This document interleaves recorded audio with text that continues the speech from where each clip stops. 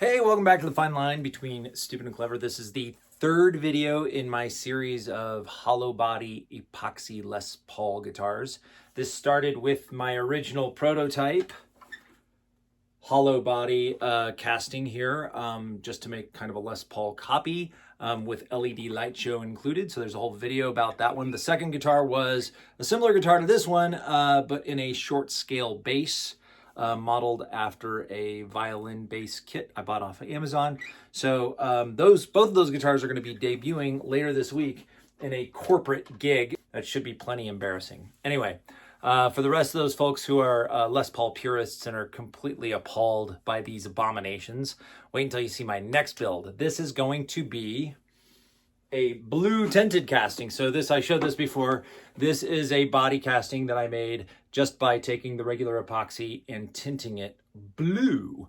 And the guitar I'm proposing to build is, since it is a hollow body and I'm just curious to see what it'll sound like, I'm going to actually make an acoustic design.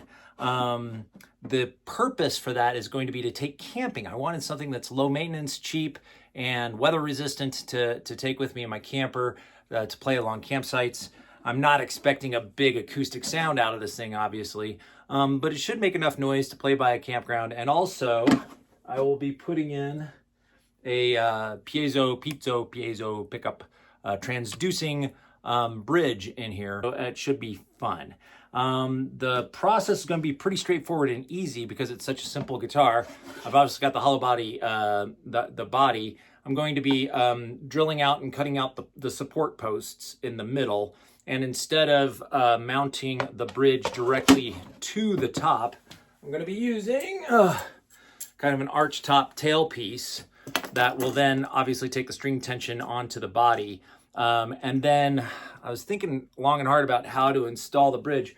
I'm actually going to use a regular, like I said, it's the transducing tunematic bridge, but I'm going to use the regular bridge posts sunk down through the body of the top. So yeah, it's not going to be like a wooden bridge, but it should offer some transmission of vibration to the epoxy soundboard, which is now, a 1/4 inch of epoxy with an arched top. And I have no idea if that's going to create any decent sound or not. So as for the fit and finish of the body, I was inspired to tint the epoxy blue because as I was doing some research on epoxy and how I wanted to finish these, I caught the eye of this product made by Krylon that is a translucent blue paint made to be painted onto glass.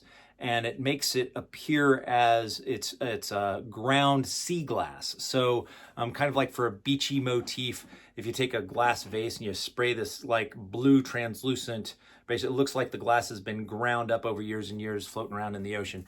So what I thought about doing was with the blue tinted epoxy, similar to my previous builds, I'm going to use like 60 grit sandpaper to rough up the bottom side of the epoxy top to give it kind of a light diffuser quality, and then leave the top surface polished shiny. And I'm going to do the same thing for the interior of the body and also the interior of the edges, although just because the way it's casted, it already has that kind of light diffuser property along the edges. So that with a single center cut sound hole right in the middle, I think that's going to be it. Glue up the top, we'll wire it up and see how it sounds. Stick around. So I'm putting together all my tools to hopefully go into the milling room just once. I've got to remove the 4 posts here, the support posts, with a Dremel tool, and then with the Forstner bits down to the level of the back. The whole edge on the back here, this sharp edge, has to be rounded off with a round over bit. I'm going to use a hole saw to open up the main sound hole, and then the whole bottom edge, sharp edge around here, needs to be sanded flat, and also add the 60 grit sandpaper to give the translucent kind of foggy appearance to the back, the bottom side of the top, as well as the internal surface of the back of the body. And I'll probably do the insides of the walls as well, and that should get everything done just about ready for gluing up. This is just a quick shot of me heating up my Stupid Clever brand with a propane torch. adding a little bit of water to the headstock, and then branding it on there, holding it steady for just a couple of seconds. Took a little practice to not overburn or not burn enough, and it's about 30 seconds on the propane torch and about 10 seconds on the pressure. Works really well.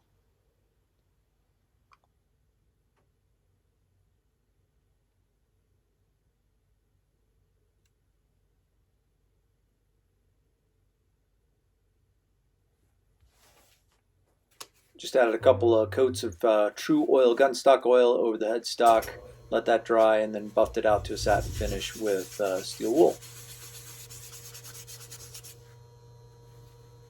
Now going into my creepy milling room in my crawl space in my basement, I did try to take all my tools with me once, because once you start sanding and shredding this little plastic stuff, it gets all over everything. So using a Dremel tool to cut off the posts, which then I moved to my drill press and eventually used Forstner bits to cut those down. Got my roundover bit with a small handheld router to take care of the rest of that. And so probably about 20-30 minutes is all I needed to get everything done. I pre-drilled the holes for the neck and then sanded 60 grit sandpaper for both the backside of the top and the bottom. Here I am not putting enough glue on the boundary for the body before gluing it up, and actually wound up with some janky appearing glue seams, but overall it worked really well.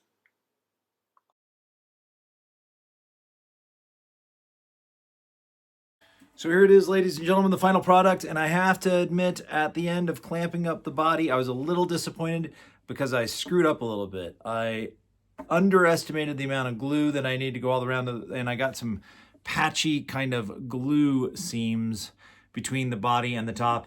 And at this point, I really don't know how to correct that. But for the prototype purpose and for what I meant to build out of the guitar, I'm actually quite pleased with it. I know probably the most important thing at this point, I mean, yeah, it's a plastic, waterproof acoustic guitar. Costs about $100 to build. Is how does it sound? So the next thing I'm going to do is some comparison, a very highly technical sound comparison between a solid body electric guitar, Harley Benton Gold Top. This guitar with electric strings on it, which is, I have light gauge electric strings on it now. And I'm also just even going to compare it with a full-bodied acoustic guitar at this distance from the iPhone for sound comparison. So I'll do the first comparisons with the electric strings, and then I'll actually got some light gauge acoustic strings to put on the guitar, see if that improves the sound at all. So tell me what you think.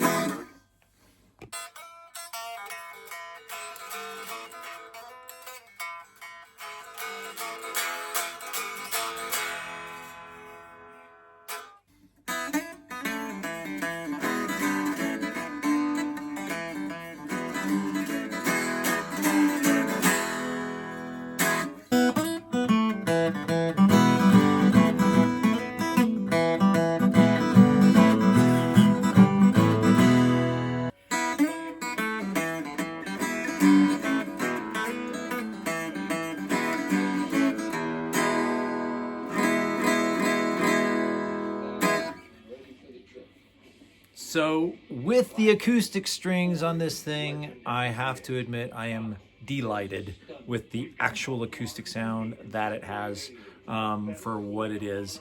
Added the higher tension strings with acoustic strings. Did put a little bow. I had to adjust the neck a little bit and adjust the action, but it's really playable. Does not feel like an electric guitar. It feels like an acoustic. It's got a nice acoustic sound. It's not going to be a loud acoustic sound. Probably not great for a whole kumbaya sing-along section at the campground. But for playing individually by yourself, I'm really, really pleased with it. Next thing I'm going to do is I'm going to plug in and see what the piezo sound sounds like through an amp. So amplified with a wireless system here. I'm not actually playing through an amp. I'm playing through a mixer. It is going through the cheapest Tank G effects processor you can get on Amazon for like $80. with kind of a quasi acoustic filter in it. And it's going into a PA speaker, not into an amp. The reason I do that is because when I rehearse, I like to actually use the actual gear that I'm playing through for my little band's gigs. Anyway, with just like all of these kind of transducer pickups, it did initially sounded pretty bright, so I did adjust, turn down the treble on I've got a 3-part equalizer on the mixer. I turned down the highs and turned up the lows a little bit.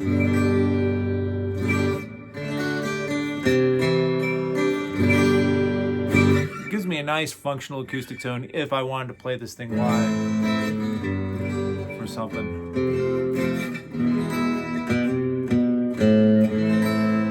So there you have it. That is my acoustic Epoxy Les Paul. I'm really excited about how well this turned out. I'm probably going to make a few more of these. I can essentially make them in any color that I want. I could also try and make it opaque bodied or something like that. I can also put a light in here to make it, groovy and glow like the other guitars did. But I'm curious to hear what you think. Got any other ideas of what you'd like me to build? Let me know. No reason to subscribe to the channel. I've got a real job. Just going to make some comments. Be kind. Have a good day.